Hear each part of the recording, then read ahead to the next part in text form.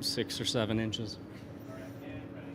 Rickie Fowler, 8 under 62. Rickie, that's the first time that's ever been said in U.S. Open history. Talk us through your round a bit. It was a great day. Got off to a nice start, making 3 on 10, and just, never really thought about a score or necessarily what I was trying to do out there. The first few days this week, I wasn't feeling very comfortable swing and wasn't making many putts or hitting very good putts, so continue to get working on the course as well as on the practice area, and finally a couple things clicked a bit yesterday, and then it was more just go out, trust it, and let things happen. So I knew there's birdies to be made out here, but you have to drive it well and get the ball in position first. We did that, and from there just managed our way around really well. Last year you left Boston as the first alternate on the list. Is it sweeter to be here this year after coming that close? No, I wish I didn't get in. No, it's nice to be back in a good position and back inside the top 50 in the world, and obviously want to continue to move forward and up. That was a long Thursday last year. I got some good work in, but nice to be actually out on course. Here on your right to Jeff. Did you feel something when you were warming up, and then when you were during the round, did you have any idea where you stood in terms of score? I knew where I was at. During warm-up, I actually didn't have that great of a warm-up. It was fine, but I knew that the stuff that I worked on yesterday, both swing and putting was great. Range was so-so, which a lot of times you don't want to go stripe it on the range. That's just a bad sign. Like I said, a lot of it was just going out and trusting, stuff I've been working on, and then some of the feels from yesterday. Like I said, I knew where I was at. I would say from the middle of the round up until the 9th green, our last hole, I didn't really know or see any scores. And then I saw that Xander was at 7 at that point. And I'm not sure if he even knew where I was or anything, but it was kind of cool to see if he did, to see he, kind of latched on and we were, taking off a bit. We're going to go here to Mark and then Michael. Hey, Rickie. It's been a few years since obviously that year when you had all the top fives in the majors and whatnot. How would you describe and characterize the journey as you've been trying to get back into the top 50 and higher, after you'd fallen out, and all the work you've done to get there? It's definitely been long and tough. A lot longer being in that situation than you'd ever want to, and but it makes it, so worth it, having gone through that and being back where we are now.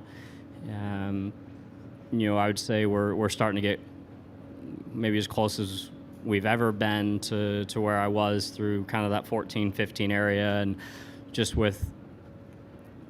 I've been playing, fairly consistently, but a lot of it for me is what I've been able to get out of kind of off weeks or where I'm not playing very well and still able to, make the cut and kind of turn those into at least top 20s or top 10s. And the last few years, those were missed cuts and going home.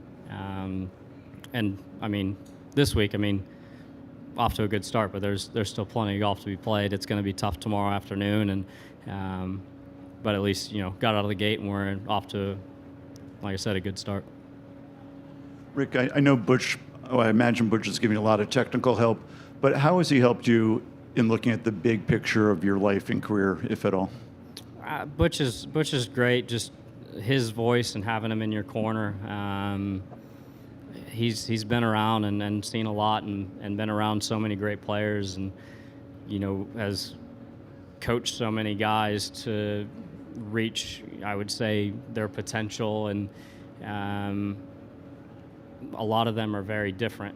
I feel like he's a very good golf and life coach, kind of separate from being kind of a swing coach. He is, can be technical and mechanical if needed, but he understands the playing and the mental side and what it takes to, if you may be a little off, finding one thing or just telling you just something to give you a little confidence to go out there and just go play golf and keep it simple. So that's been one of the big things. It's been me getting back to playing golf, and over the last few years, because I still give a lot of credit to Tillery from everything that I learned from him.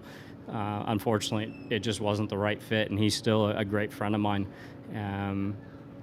But from learning all that and then to being back with Butch and just getting back to playing golf is, why we're here today. A few more, Brentley on the right. Can you talk a little bit about your birdie on 8, and I guess specifically what were the biggest challenges for that second shot in the Barranca there? Well, I looked at the tee mark on the bottom of the club, and it was dead straight, and I hit it right out of the middle. I think there was a couple shots today that I just kind of slightly came out of, didn't release. Same thing on number 9, our last hole.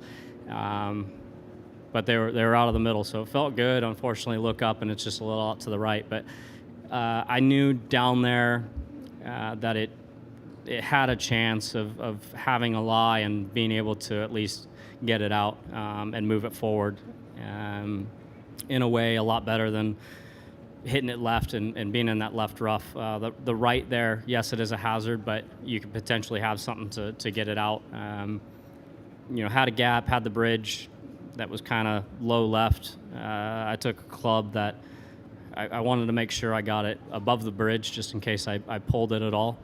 And really just try to hit it fairly quickly, just kind of react to it, don't think about it a whole lot. It was a pitching wedge that I was just trying to catch clean and kind of cut up against the wind. So, like I said, sometimes in those situations, the quicker, not quicker you hit it, but step in, just react to it and hit it and not think about it too much. So got it back and knew that with where that pin was, I could get a wedge close. Stuck in the ground a bit, but I'll take it. We ended up with a good look and walked away with 4. On the left to Tom. Rickie, when Rickie was asked for your best shot, he couldn't think of one. Was it one of those days where there's just a lot of them? Or do you have one? There were a lot, which is a very good thing. One of the good ones, the 5-iron into 16, getting it to the position where I was to that front pin. That was up there. No, there was a lot of good ones. I don't know if there's really one that stands out. I think one of the big things for me is, finally making a handful of mid-range putts, which I haven't done in the past, few weeks, and that was a big thing, and keeping the round moving forward and building some momentum out there. Last question right here, front right. Hey, Rickie, congrats, man. Thank you. Hey, so yesterday you played with Michael Brennan, who dressed up as you as a kid. I seem to remember a story from back in the day that you dressed up as Fred Couples, maybe, for Halloween. Is that true? Yeah. What would a round like today meant to that little guy? I mean, for me, growing up, like you said, I dressed up as Freddie. I can't remember exactly what age I was, maybe 4 or 5. My dream was always just to play on the PGA Tour. Win, but it was just to play on the PGA Tour, and whatever came with that came with it. So, if you were to tell me as a kid that, out here and have won multiple times, and I'd be stoked. But obviously, being human and me and being out here, I want more. So that's why we're still chugging along. Rickie, thanks for your time. Great round. Thank you.